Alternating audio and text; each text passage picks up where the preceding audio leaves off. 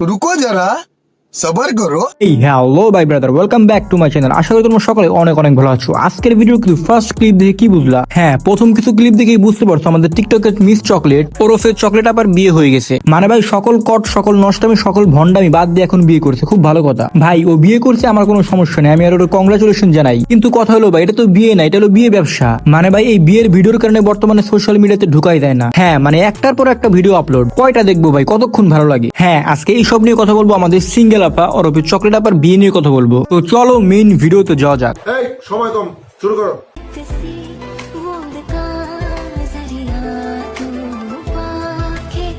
এরকম একটা মেয়ে যদি আমার ব্যাটার বউ হতো। रुको जरा सबर करो।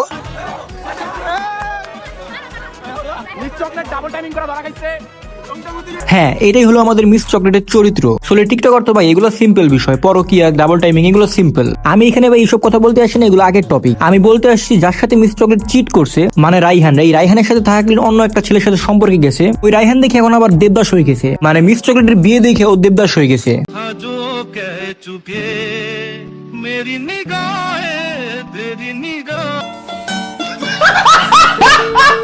মানে ভাই কি বলবো, এক একটার এক এক রকম ক্যারেক্টার। মানে ভাই তোর সাথে একটা মেয়ে চিট করছে, ওর বিয়ে হয়ে গেছে, ভালো কথা, তুই ওরে ডেডিকেট করে স্যাড পোস্ট করতেছিস কেন? মানে কি পরিমাণ লাইফলেস প্রতিবন্ধী ভাবা যায়। মানে টিকটকে এক একটা এক এক রকম প্রতিবন্ধী।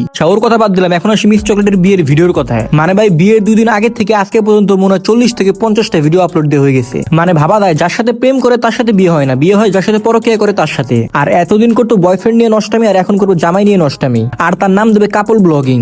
মানে নতুন জামাই ব্যবসা আর বউ ব্যবসার খাতায় নাম লেখালো মিস চকলেট। কোনো সমস্যা নাই, আমিও আছি এইসব ব্যবসায়ীদের পুটকি মারার জন্য। তো গাইস আজকের মতো এই পর্যন্তই, দেখা হবে অন্য কোনো রোস্টিং ভিডিওতে।